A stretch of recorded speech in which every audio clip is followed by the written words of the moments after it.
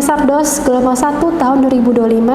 Perkenalkan, saya BDN Yeni Aulia SSTM KEP. Saya adalah dosen di Prodi Sarjana Kebidanan Fakultas Ilmu Kesehatan Universitas Nasional. Sebagai seorang dosen, saya harus meningkatkan kompetensi, kualifikasi, dan sertifikasi. Untuk itu, saya membuat video pengajaran sebagai syarat PDD PT Sardos tahun 2025. Saya mengampu mata kuliah Asuhan Kebidanan Kehamilan, di mana Asuhan Kebidanan Kehamilan ini berada di semester 5 dengan bobot SKS terdiri 6 SKS, yaitu 1T dengan 5P, dengan kode mata kuliahnya adalah 2209215021. Adapun CPL yang dibebankan Prodi pada mata kuliah Asuhan Kebidanan Kehamilan inilah: pertama, menerapkan nilai-nilai ketuhanan, moral, etika, kebangsaan, kemanusiaan, kepekaan, kepedulian sosial, kerjasama, menghargai keanekaragaman budaya agama, menjunjung tinggi penegak hukum, serta nilai profesional bidan dalam menjalankan pekerjaannya. Yang kedua, mampu menguasai pengetahuan aplikatif ilmu kesehatan dasar dan terapan ilmu kebidanan atau midwifery science, kemudian praktek asuhan kebidanan, ilmu sosial dan perilaku, komunikasi, kesehatan masyarakat, manajemen kepemimpinan pada pelayanan kebidanan. Kemudian mampu merancang konsep aplikatif manajemen asuhan kebidanan sepanjang siklus reproduksi perempuan yang mampu mendorong optimasi kesehatan otak pada ibu serta implementasi model praktik continuity of care yang responsif gender. Kemudian capaian pembelajaran mata kuliahnya secara umum pertama adalah mempersiapkan rencana asuh individu sesuai dengan kebutuhan perempuan, kemudian mendemonstrasikan tanggung jawab profesional bidan dalam mengatasi keadaan yang menyimpang dari kondisi normal pada masa kehamilan, kemudian merefleksikan peran bidan secara kritis sebagai seorang pendamping dan pelindung pada masa perempuan kehamilan dengan kebutuhan yang berbeda. Deskripsi singkat terkait dengan mata kuliah Asuhan Kebidanan Kehamilan adalah: fokus mata ajar ini memuat tentang pengetahuan dan keterampilan klinis kehamilan normal, pendampingan dan perlindungan, keterampilan dalam komunikasi efektif termasuk dalam pengkajian dan pendokumentasian, lingkup praktik kebidanan, manajemen dan pemberian obat, instrumen dan pengkajian risiko, kemudian menentukan keadaan janin dengan alat monitoring, inisiasi dan dukungan pemberian ASI, asuhan pada kehamilan dengan kebutuhan kompleks, keselamatan pasien, pembelajaran interpersonal dan bekerja interdisiplin, refleksi pada praktik klinik, dan penurunan risiko dan promosi kesehatan. Bahan kajiannya adalah: pertama, diagnosis kehamilan, kemudian komponen dalam antenatal, screening risiko maternal selama kehamilan, screening kesejahteraan janin, kemudian ketidaknyamanan umum pada kehamilan, perilaku setiap perubahan, kebutuhan nutrisi, drug and pregnancy, etika kewenangan dan lingkup praktik bidan dalam asuhan kehamilan, manajemen asuhan pada kehamilan, penyusunan breed plan, screening risiko dan risk assessment tool, persiapan keluarga, manajemen dan administrasi obat yang digunakan dalam asuhan kehamilan, asuhan antenatal pada ibu dengan kebutuhan kompleks, kemudian pasien safety pada asuhan antenatal, dan pembelajaran interpersonal dan bekerja interdisiplin, refleksi praktik klinik, penurunan risiko dan promosi kesehatan dalam antenatal.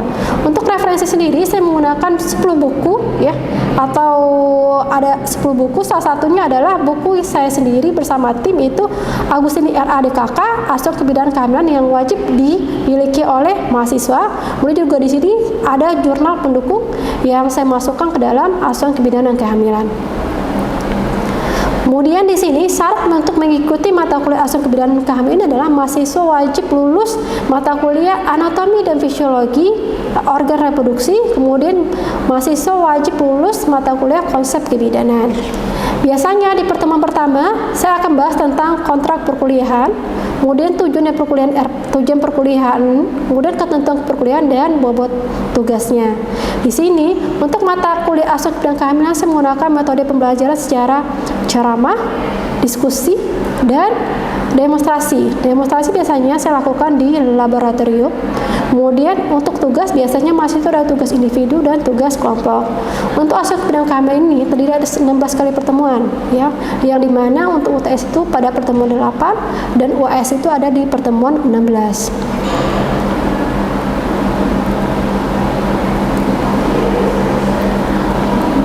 Untuk evaluasi atau bobot biasanya itu ada penilaian dari perilaku, kemudian penilaian dari tugas, Kemudian dari UTS sama UAS. Untuk persentasenya saya berikan untuk perilaku dan sikap itu biasanya persentasenya 10%, untuk tugas itu biasanya bobotnya 30%, dan UTS itu 30%, dan UAS 30%. Biasanya terkait dengan evaluasi atau presentasi penilaian itu sudah saya jelaskan di awal pertemuan atau di kontrak program.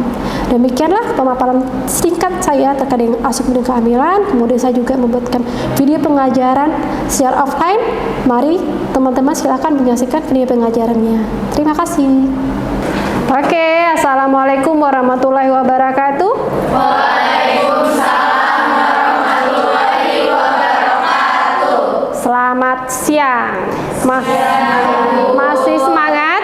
Masih. Semangat ya, walaupun udah siang, tapi tetap harus semangat ya.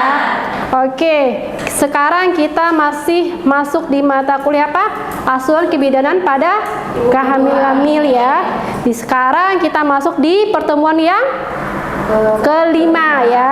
Sebelum kita masuk ke perkuliahan, kita berdoa dulu ya, biar perkuliahan kita berjalan dengan lancar. Oke, berdoa dimulai.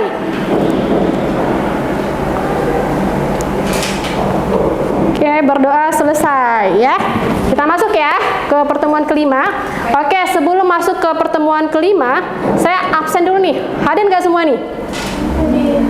Hadir? Yakin? Saya cek ya satu-satu ya. Oke, berarti ada 2 yang tidak hadir ya karena sakit. Oke, di pertemuan kelima ini kita akan bahas tentang identifikasi kebutuhan nutrisi sebelum hamil ya. Sebelum kita masuk ke topik kita yang kelima, saya ingin review sedikit terkait dengan topik sebelumnya ya.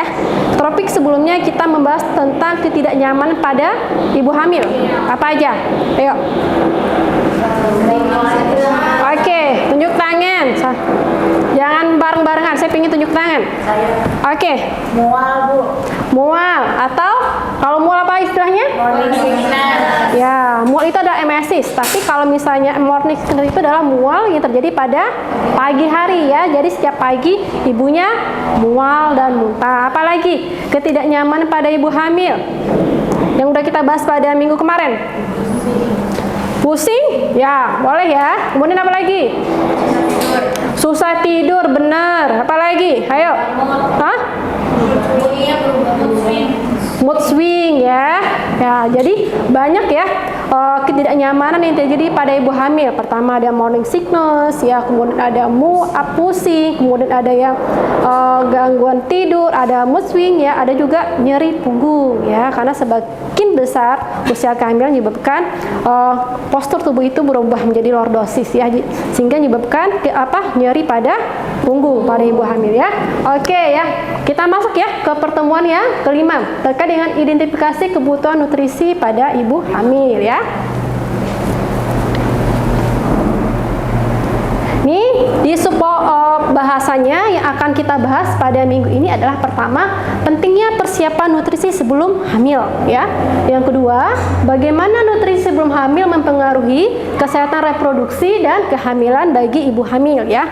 Jadi nutrisi itu sangat penting ya, tidak hanya dipersiapkan pada saat kehamilan tapi harus dipersiapkan sebelum kehamilan ya. Ini ada berapa faktor yang mempengaruhi nutrisi seseorang sebelum hamil. Pertama, kebiasaan makan ya. Yang dikaji di sini adalah apa yang biasa dikonsumsi. Apakah biasanya mungkin dia konsumsi junk food atau mungkin dia konsumsi seblak ya. Itu kan tidak bergizi ya. Jadi kita tanya bagaimana pola makannya dari pagi sampai malam ya. Kemudian apalagi kondisi kesehatan ya. Kebiasaan makanan ini berkaitan dengan nutrisi. Nutrisi berkaitan dengan kondisi kesehatan ya. Bisa menyebabkan apa? Bisa menyebabkan obesitas atau malnutrisi ya. Kemudian apalagi yang mempengaruhi status nutrisi sebelum hamil itu gaya hidup. Seperti aktivitas fisik ya. Apakah dia rajin berolahraga atau tidak ya? Atau dia mageran orangnya ya. Kemudian apalagi merokok dan konsumsi alkohol ya. Ini semua mempengaruhi dari kesehatan reproduksi ya. Kalau misalnya ingin menciptakan suatu kehamilan sehat, ini perlu kita kaji ya.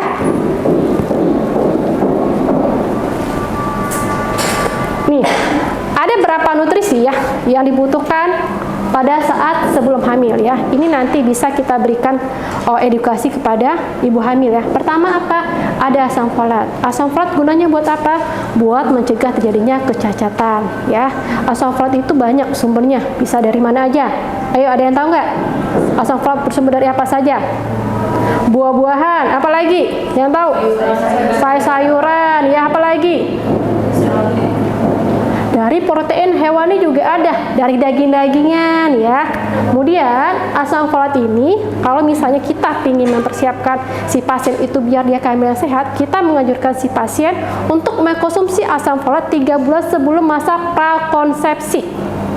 Ya, jadi ketika dia mau merencanakan kehamilan, kita anjurkan dia buat mengkonsumsi asam folat ya. Yang kedua apalagi yang dibutuhkan? Pertama adalah zat besi ya. Gunanya buat apa? Buat menghindari terjadinya anemia ya. Karena kita ketahui anemia di kehamilan itu sangat tinggi angka kejadiannya ya. Ada yang ingin bertanya terkait dengan topik ini sebelum kita lanjut? Oke, silakan Marian. Mau bertanya, kira-kira dampak anemia bagi ibu hamil tuh apa? Bahayanya tuh gimana ibu ke ibu hamil? Oke, dampak anemia bagi ibu hamil tuh banyak ya. Salah satunya apa? Bisa menimbulkan perdarahan ya. Kemudian apalagi bisa menyebabkan kelahiran prematur. Pada bayi juga bisa menyebabkan BBR ya. Kemudian juga bisa berujung menjadi stunting ya. Makanya perlu kita memberikan edukasi terkait dengan anemia ya. Dia harus menganjurkan ibunya untuk mengkonsumsi zat besi biar dia terhindar dari kejadian anemia pada selama kehamilan ya. Kemudian nutrisi yang lain yang dibutuhkan itu adalah kalsium dan vitamin D ya. Gunanya buat apa? Kalau kalsium pasti berhubung dengan pertumbuhan tulang ya. Kemudian apalagi ada zinc dan selenium ya. Ini juga berfungsi untuk mengatur kesuburan ya. Jadi nanti kalau misalnya adik-adik ketika di lahan bisa memberikan KIE kepada ibu terkait dengan persiapan hamil, bisa mengajarkan ibu untuk mengkonsumsi asam folat, kemudian zat besi, kalsium, vitamin D, zinc dan selenium ya. Oke, kita lanjut ya. Di slide berikutnya kita akan bahas tentang pengaruh budaya terhadap kebiasaan makan ibu hamil ya. Di sini kan beda-beda ya daerahnya. Ada nggak budaya tertentu di daerah adik-adik terkait dengan kebiasaan ibu hamil? Misalnya, Bu, di tempat saya ibu hamil nggak boleh lama konsumsi ini. Kalau mau konsumsi ini nanti efeknya seperti ini loh. Ada nggak seperti itu? Ada. Apa aja? Siapa aja? Apa itu? Ibu hamil nggak boleh makan buah nanas. Kenapa? Karena nanti bayinya bisa Keguguran. Ya. Secara teorinya gimana? Apakah nanas itu bisa menyebabkan keguguran? Kalau dikonsumsi dengan jumlah yang sedikit, tidak ya. Nanas itu sangat bagus vitamin C-nya sebenarnya ya. Cuman sesuatu yang berlebihan itu nanti akan memberikan dampak yang buruk ya. Kalau misalnya ibu hamil hanya mengkonsumsi sepotong nanas, itu tidak akan berefek atau tidak akan menimbulkan suatu keguguran pada janinnya ya.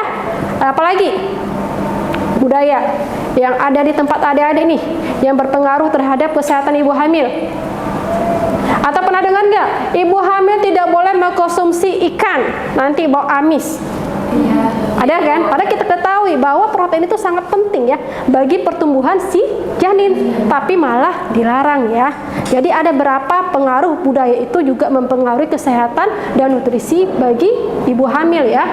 Ini kemudian ada misalnya makanan tradisional yang diyakini memperkuat kesehatan ibu dan bayi. Misalnya ada ibu hamil disuruh mengkonsumsi jahe. Buat apa? Mungkin buat menghilangkan mual muntah ya. Itu nggak apa-apa kalau sekedar mengkonsumsi jahe ya.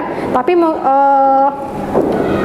kalau buat yang bayi mungkin tidak boleh ya. Seperti kita ketahui bayi itu dari 0 sampai 6 bulan tidak boleh diberikan apa-apa selain ASI ya. Jadi itu yang harus adik-adik ingat ya.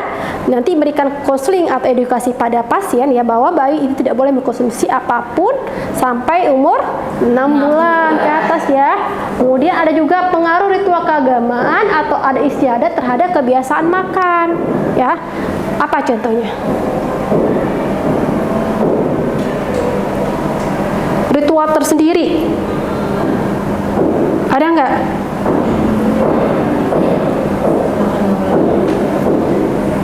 apa? Kalau misalkan makanannya tuh nggak boleh di atas kasur nih.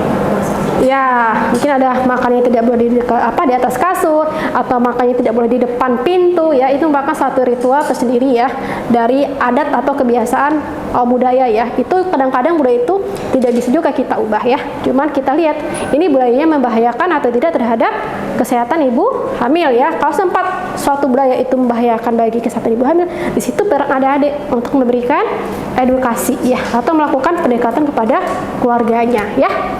Oke, kita lanjut.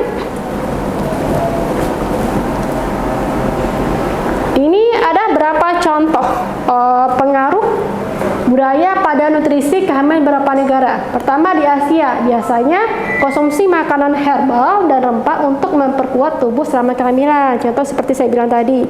Kalau di kita mungkin seperti penggunaan jahe untuk mengurangi mual muntah ya. Kemudian kalau di Afrika itu ada pembatas makanan yang dianggap panas atau dingin bagi janin. Panas atau dingin ini maksudnya adalah panas itu adalah sesuatu yang membahayakan bagi si janin, jadi tidak boleh dikonsumsi oleh ibu. Kalau dingin adalah makanan yang boleh dikonsumsi oleh ibu. Jadi dia ada istilah panas atau dingin ya. Kemudian kalau di Amerika Latin, makanan tradisional seperti kacang-kacangan, jagung diyakini untuk meningkatkan kesehatan ibu dan bayi ya. Kalau misalnya kayak kacang-kacangan itu kan emang sumber seperti ada asam folat, kemudian apa tadi? Ada kalsium, zinc ya, itu kan emang berasal dari kacang-kacangan. Kalau jagung itu apa? Karbohidrat ya, atau penambah energi. Tapi kalau misalnya si masyarakat cuma mengkonsumsi kacang-kacangan sama jagung, itu juga tidak mencukupi. Proteinnya masih kurang ya. Jadi ada beberapa pengaruh yang masih mempengaruhi kesehatan dari ibu hamil ya. Oke, kita lanjut. Ini sebelum kehamilan, kalau misalnya ada pasien yang mau mempersiapkan kehamilan, kita anjurkan dia buat konsultasi gizi dulu ya sebelum hamil ya. Konsultasi gizi ini gunanya buat apa? Untuk mengetahui status gizi si ibu ya. Dengan cara apa kita mengidentifikasinya? Dengan cara misalnya kita evaluasi pola makannya. Pagi dia makannya apa? Kalau misalnya dia, saya makannya seperti biasa aja bu, nasi, sayur, kemudian ikan. Kita tanya porsinya seberapa? Biasanya nasinya berapa? 1 centong kah? Atau setengah centong? Kemudian sayurnya berapa porsinya? Setengah mangkok kah? Atau cuma 1 sendok kecil? 1 sendok kecil kan itu sangat kecil ya. Nutrisi yang ada di sayurnya ya. Jadi kalau mau hamil itu dianjurkan mengkonsumsi sayuran 1 mangkok, bukan 1 sendok kecil ya. Jadi perlu kita untuk mengevaluasi pola makannya. Kemudian apalagi? Pemeriksaan status gizi melalui tes darah. Kemudian pengukuran indeks massa tubuh dan lemak tubuh. Ada yang tahu cara mengukur IMT seperti apa rumusnya? Ada yang udah bisa mengukur IMT? Ayo, udah belajar kan ya? Cara mengukur IMT. Apa rumusnya? Berat badan. Yuk tangan dong. Berat badan diapakan?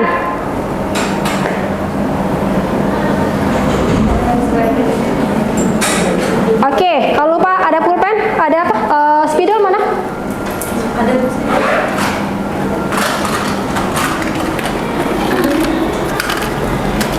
Ini bukan apa ya? Bukan permanen ya. Oke, untuk rumus IMT ya. Atau indeks massa tubuh. Apa? Pertama adalah berat badan dibagi apa? Tinggi badan dalam ukuran sentimeter. Yakin? Ayo. Meter ya. Dirubah ukuran meter, kemudian dikuadratkan ya. Ini rumus dari IMT ya. Nanti hasilnya itu ada yang 18,5, ada yang 18,5 sampai 25, ada yang lebih dari 25. Itu juga kategori juga ada. Kalau misalnya IMT-nya itu adalah kurang dari 18,5, ini kategorinya adalah kurus. Oke. Kalau misalnya 18,5 sampai 25, ini masih normal. Kalau udah lebih 25 itu dikategorikan ke dalam obesitas ya. Jadi ada berapa kategori dalam IMT ya, gunanya buat apa yang tadi? Untuk mengukur status gizi seseorang. Selain dari lila tahu ya, lingkar lengan atas ya. Jadi juga bisa kita menggunakan rumus IMT.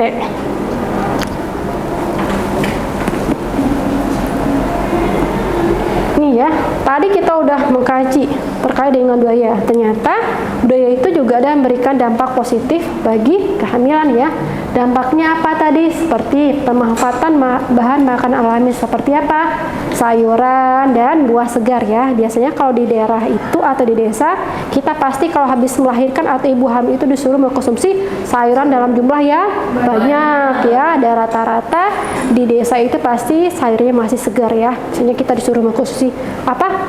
Daun kelor, apalagi jantung pisang, katuk ya.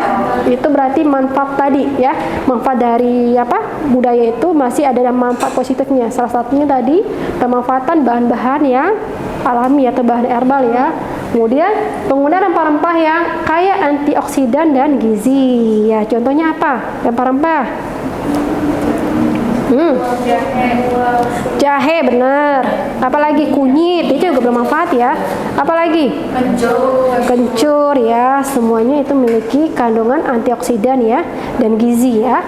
Kemudian konsumsi makanan kaya protein hewani atau nabati sebagai sumber protein apa? Protein tambahan. Contohnya ya apa? Yang protein nabati seperti nabati. Protein ada dua, ada hewani sama nabati ya. Kalau yang nabati itu apa? Berasal dari tumbuhan. Contohnya seperti apa? Tahu, tempe. Kalau hewani berarti dari hewan. Contohnya apa? Seperti telur, ayam, ikan ya. Jadi jangan sampai salah lagi ya. Ingat, ada dua jenis protein ya. Kemudian selain memberikan dampak positif, pasti ada dampak negatifnya. Dampak negatifnya apa sih Bu? Pertama adalah pembatasan konsumsi protein. Tadi seperti saya bilang, ada yang mitosnya dia nggak boleh mengkonsumsi telur, nggak boleh mengkonsumsi ikan. Ya itu kan berarti ada pembatasan ya. Padahal itu sangat penting buat pertumbuhan si janin dan si ibu sendiri ya. Tapi itu dampaknya itu ada pembatasan konsumsi protein ya. Kemudian akibat itu ada juga pantangan makanan. Ya, pantangan makan ini mengakibatkan apa? Si ibu jadi kekurangan nutrisi, ya. Kemudian apalagi kalau kurang nutrisi menyebabkan jadi malnutrisi, ya. Itu nanti akan berefek pada si ibu dan si janin, ya. Jadi bisa menyebabkan BBLR, kemudian juga prematur atau menimbulkan kecacatan pada si janin, ya. Jadi banyak juga dampak ya. Dampaknya ada dua, dampak positif dan dampak negatif, ya. Oke, kita lanjut ya. Nih tadi kan temennya nanyakan ya, apa sih Bu dampak anemia? Udah saya bahas tadi ya. Anemia itu pada ibu hamil ya dapat menimbulkan keguguran. Kemudian menyebabkan apa lagi? Menyebabkan kematian janin, kemudian BBLR, perdarahan ya, malnutrisi, dan bisa menyebabkan juga stunting ya.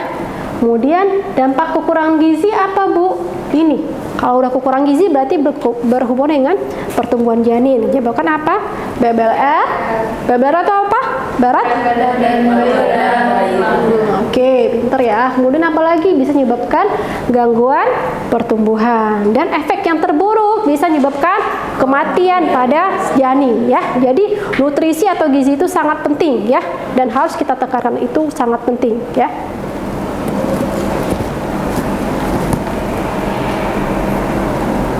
Oke, kemudian apalagi tadi di janin ya. Kemudian dampaknya pada persalinan apa?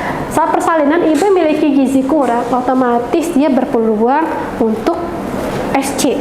Kenapa berpeluang untuk SC? Karena dia gizinya kurang, otomatis tenaganya juga berkurang.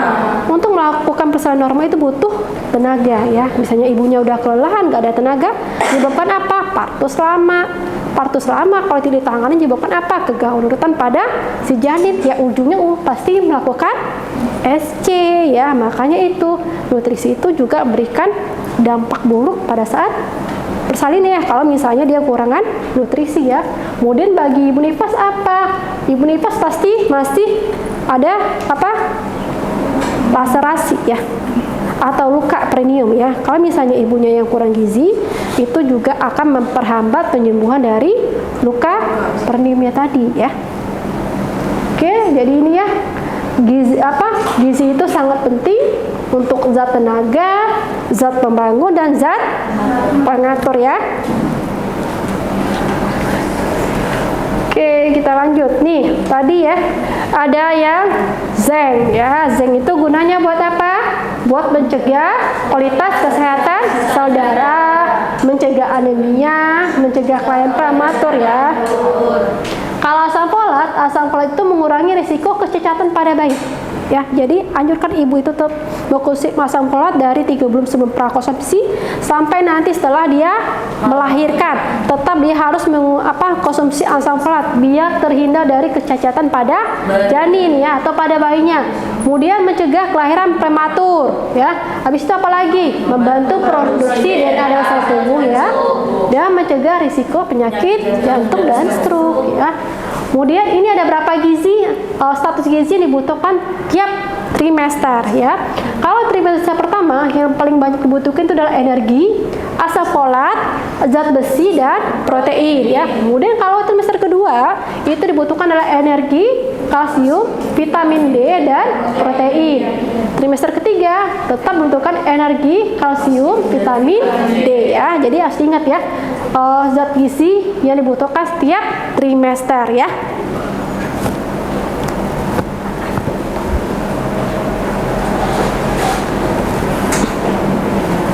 Ini kita juga udah bahas kemarin ya terkait dengan keluhan ya. Ini berhubungan juga ya.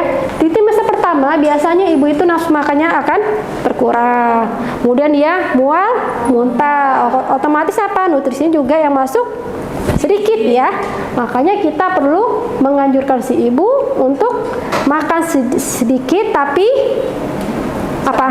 sering ya, biar nutrisinya tetap terpenuhi ya. Walaupun misalnya dia masih mual muntah, tapi tetap anjurkan dia buat mengkonsumsi makan sedikit tapi sering ya. Dan kita menganjurkan si ibu untuk memakan makanan yang pemicu terjadinya mual. Contohnya apa? Makanan yang berlemak, contohnya seperti itu ya.